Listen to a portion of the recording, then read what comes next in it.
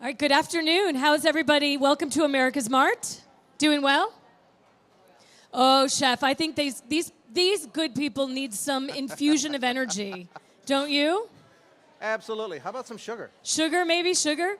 My name's Holly Furfer, and I will be helping Chef Mullaney in the audience with all of you if you have any questions. We're talking about, with Chef James Mullaney, executive pastry chef, sticking and baking. Now, first of all, I will tell you, Chef, I am the worst baker in the world.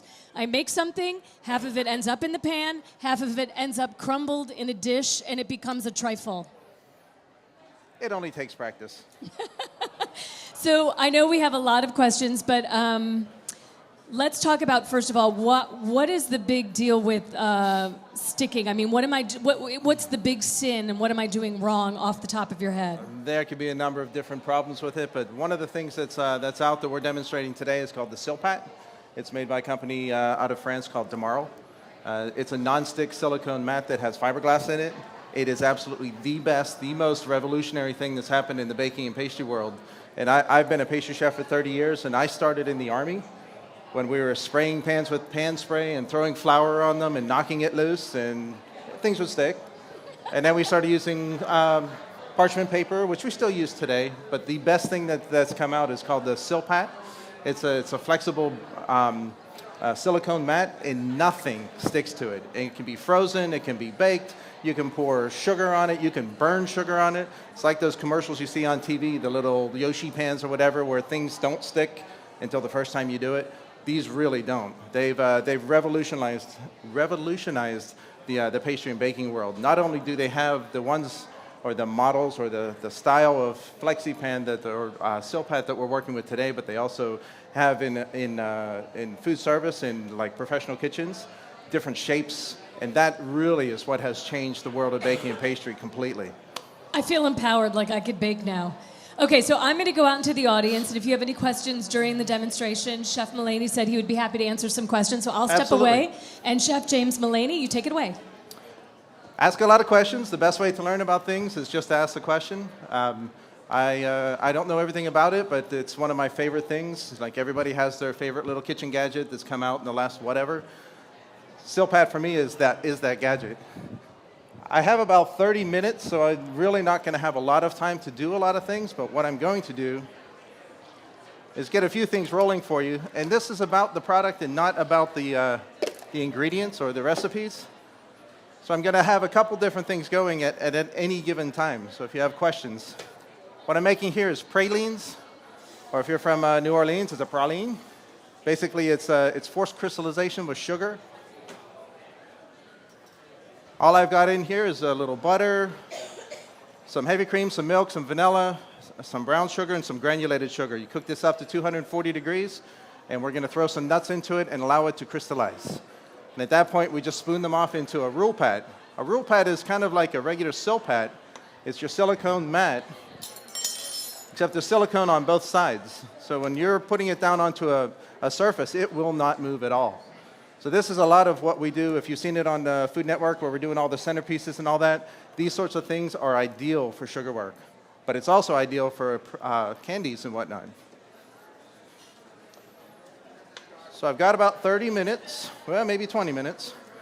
So we should get this made and just in time so you get to taste actually a nice hot praline. We used to do this at my hotel. We would have this as an action station. People would actually walk up to our station, and we would be dropping these right onto the Silpats. Actually, it's what I use there, too. So we're going to let that cook up, stir our nuts into it. When I get done with it, I'm going to place it all off to the side, and it's all there for you to eat. I don't want to take anything home.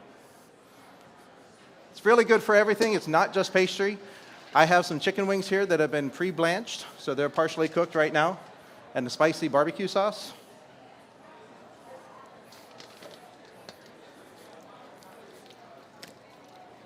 Just going to toss this together, get a nice coating of barbecue sauce onto the wings themselves. I'm going to put this one onto a roul'pat.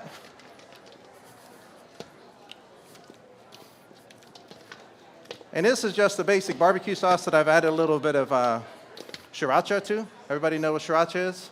It's a real spicy sauce. It's kind of like let's say a Tabasco or something like that.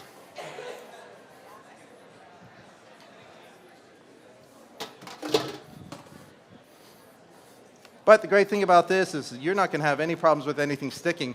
And also another really good thing about this is cleanup.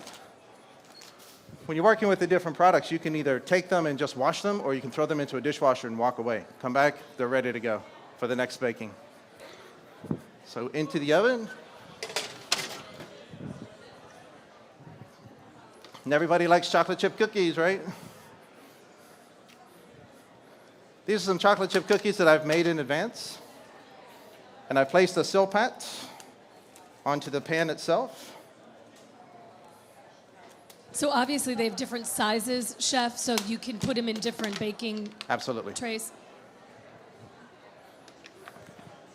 And by the way, if you want to see these, they're at Herald Imports, which if you look to your right, just down the hallway there, you'll see them down on your left-hand side, correct, Jerlene? Just down there, and they have all of them, and they can answer any questions you have, and you can actually see them, feel them. But if you have any questions about them, Jerlene's here from Herald Imports, and she can answer them. Little chocolate chip cookies with my barbecued wings. So we're going to have barbecued wing chocolate chip cookies. But they'll be good. Nothing wrong with those. So you don't have to put anything on it. It just goes right on the mat, and that's it. That's it. And Let it you go. it can take heat and cold, anything. Right.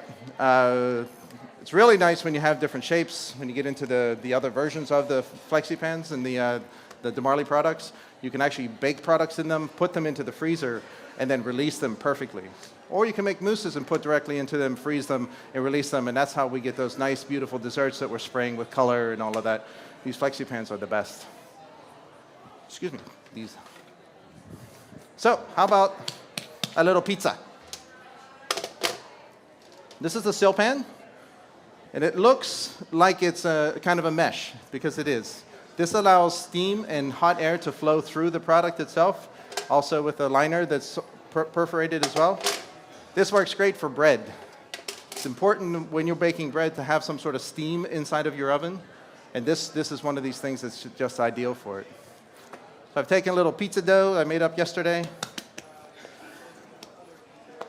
Now, I'm not going to bake on the sheet pan. If anybody's ever been to a pizzeria, the first thing they do is they make their pizza and then they throw it onto the deck, right?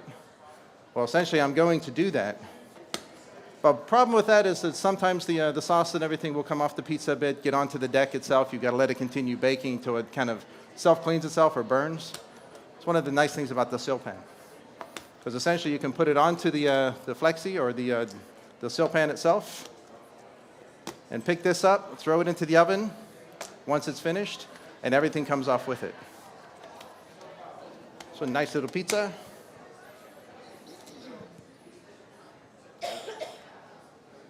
And because it's got the holes in it, it's that mesh, will it crisp up the crust if you like a crispy crust? It will. It's one of the beautiful things about it. So a little mozzarella cheese and a little blend of cheese.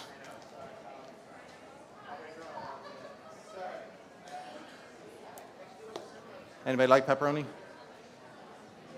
We'll put it on half of it. What do you say? Looks like we're cooking away there. Now, are the other ones mash? The other ones are not mash. Correct. The roul'pat is not mash.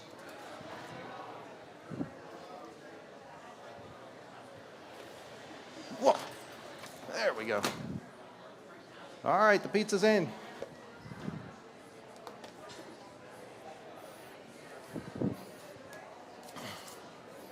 How about we check the cookies, see how they're doing?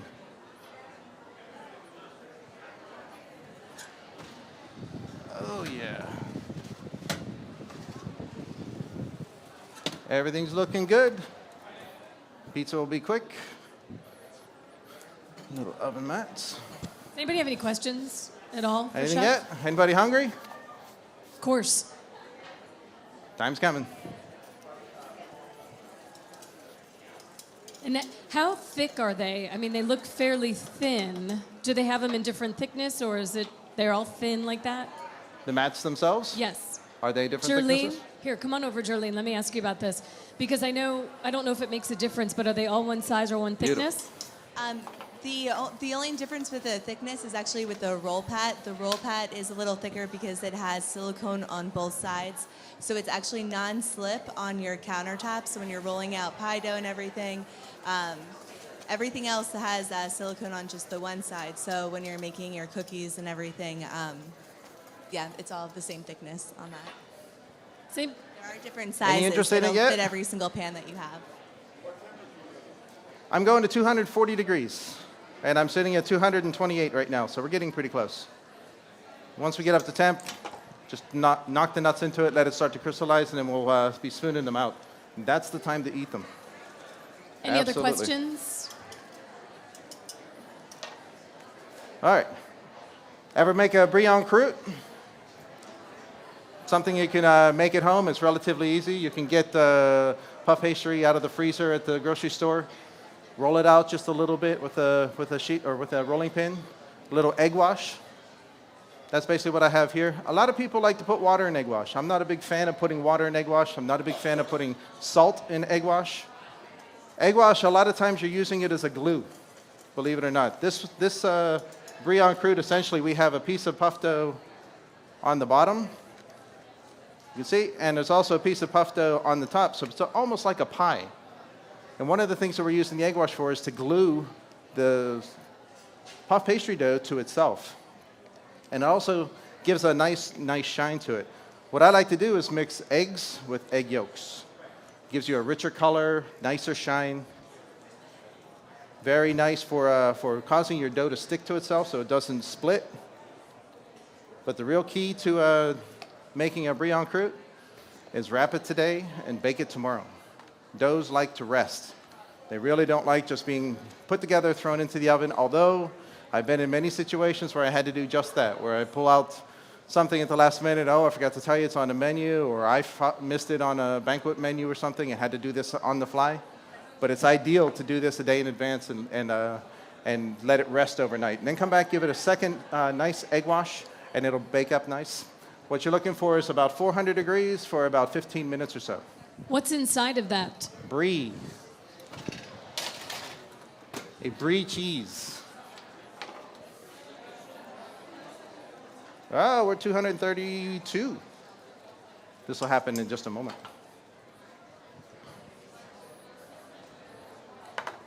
The Silpat entremet, I believe I have that correct. Essentially, it's kind of like a small pan. You can bake anything inside of these small pans, like a sponge cake. This is a biscuit.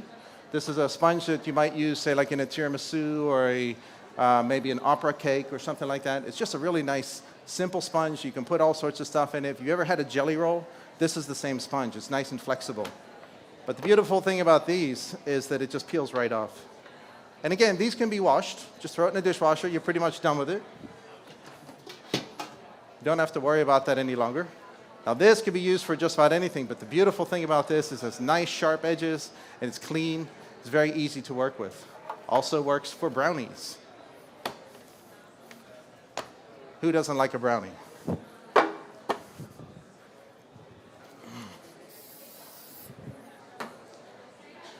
I will take these and flip them upside down onto a pan just because it becomes mobile and you can move it around.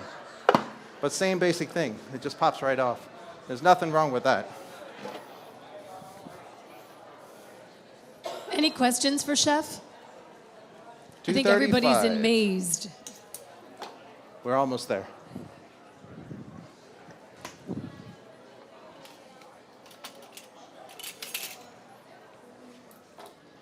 So a little ganache, essentially just an icing. Any kind of icing will work. I like to use ganache because it's nice and smooth and creamy. Has anybody ever made ganache? Know what it is? Pretty simple. It's chocolate with cream in it and just a little bit of glucose or corn syrup to help it stay nice and smooth. But this design you can do any way that you want. You could just do a simple, almost like a homemade kind of design like this.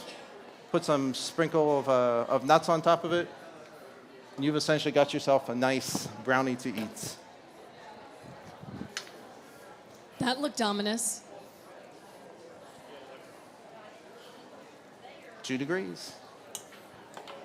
2 degrees.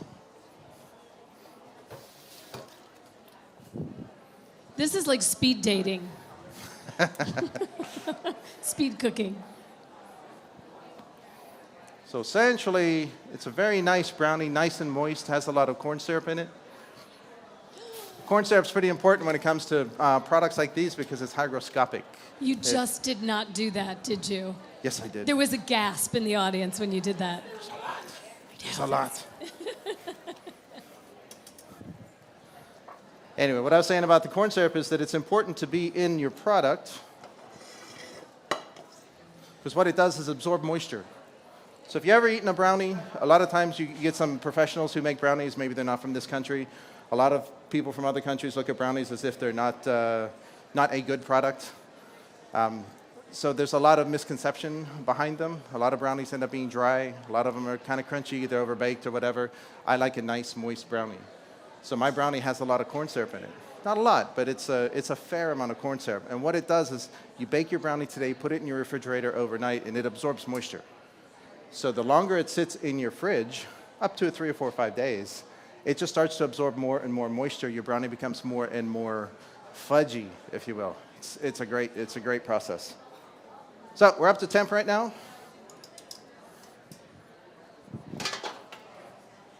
And we're going to put our nuts in.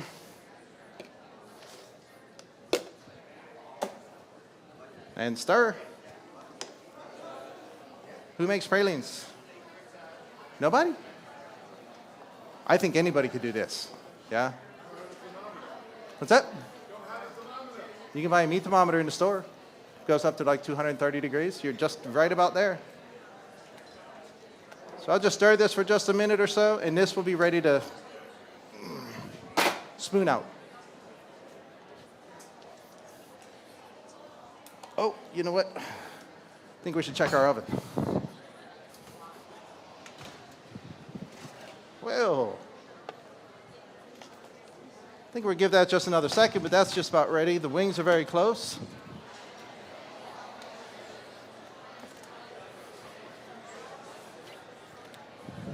The pizza is done. Dang. That was fast. Now, the beautiful thing about pizza, of course, it's at a higher temperature, but this just comes right off. Wow. Of course, there's nothing on it that had come off and maybe would have stuck in like a regular oven, but even if it had, nothing sticks to these things. They're beautiful. Just reuse them and reuse them. They're good for thousands of uses. I've had these things for 7, 8, 9 years and just kept on using them and using them and using them. And I noticed that you just picked it up, so it cooled up pretty quickly. It was cool to the touch. I just have really, really cool hands. But nice little pizza. Yeah. Can you show us the bottom of the pizza before you cut it? I'm sorry? Before you cut it, will you show us the bottom just so we can see how crispy it is? And Can I do what? the bottom of the pizza? I can't understand you. The bottom of the pizza, so we can see how it cooked through. How about yes, that? nice. Thank you. A little golden brown. Sorry. I've never had anybody ask me to do that. There's going to be a lot of firsts today, Chef. Does anybody have any questions about this so far? And again, Harold Imports down to your right-hand side down that aisle. You can see them all and check them out. Look at that. It's a whole buffet. I can tell you were in the military. It's very efficient. World Championship. Pastry Championship. All those TV programs that you see. Yes? I was in 2 of the World Championships. Wow. And I had a French chef, the most amazing chef I'd ever worked with in my life, but he would just beat us senseless. We had to get our stuff straight. We had to get our stuff done on time. And there was oh, sorry, oops. How'd you do in the competition? The national championship, we took first place in 2005, and the Wow. world championship, we took third. Congratulations. And then I was part of the team that went in 2009 to France for the World Pastry Cup. Wow. And I've been, Chocolate Wars in TLC. Yeah. We took first place on that. Been involved with numerous competitions, but you want to be efficient? It's like Competition is the way to do it. the Olympics of cooking. Now, what did you just do right. there with that, I've with warmed the my propane knife. tank? What does that Warmed- do? Allows me to cut the brownie cleaner. especially since I've not taken the ganache and put it back in the fridge to set a little bit. Just allows me to get a nice clean cut. So when your mom used to dip it in the bucket And I of won't- water, that doesn't That really... works too. Oh, it does. Basically, I have a moist towel, just a fresh towel that I just moistened, and I'm wiping it off. But just a nice cut. And I think there will be enough brownies for just about everybody. But you know, everybody always jokes about pastry people having dull knives. This is why. We cut on metal. We cut on marble. We cut on granite. Oops, you know what? I need some gloves. Oh, that brie's almost ready. Of course, the brie might be a little difficult to eat. The ideal way to do the brie is to bake it and then allow it to cool just like resting meat. You need to rest the brie too, because inside the brie goes fluid. So if you cut into it, it just flows. But it's looking good. Look at that thing sliding around.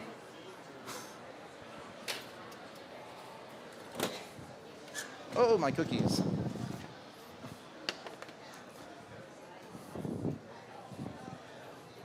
Careful if you run over to taste one. They're still hot. Does anybody have any questions?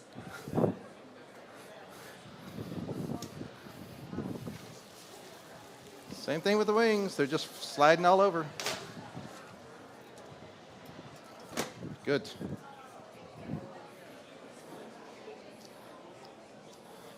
All right. Any questions? We're just about to the end.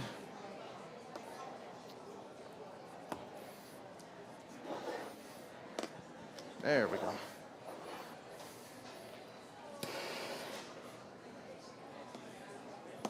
So, are these being sold here? Yes. I think you Come mentioned over it. here, Jerlene. So talk about, can they buy them here or order them now?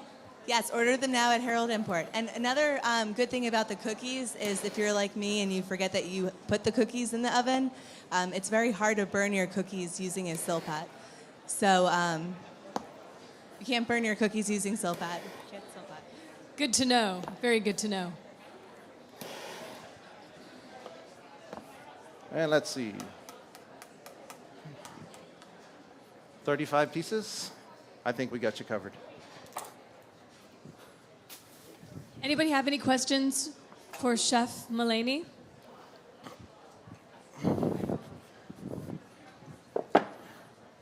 There we go. And these are just about ready. Good. We have a question for you, Chef. Yes, ma'am. Just wondering what the blue tube is? I'm sorry? Is that a propane tank? The blue tube, she asked. Oh, yes. In case you haven't heard, pastry chefs love to go to Home Depot. That's one of our favorite places to hang out. So you would use that for your creme brulee, for obviously yes. now we know warming a knife. Warming a knife, it's used for almost anything. I'm really big into working with chocolate, doing chocolate work. You want to talk about the best way to clean? Certainly if you have a marble table or a stainless table, just take the torch over it and melt your chocolate. Instead of scraping all that up, you can just melt it, scrape it up, and reuse it if you like. All right. Let's see, it is time.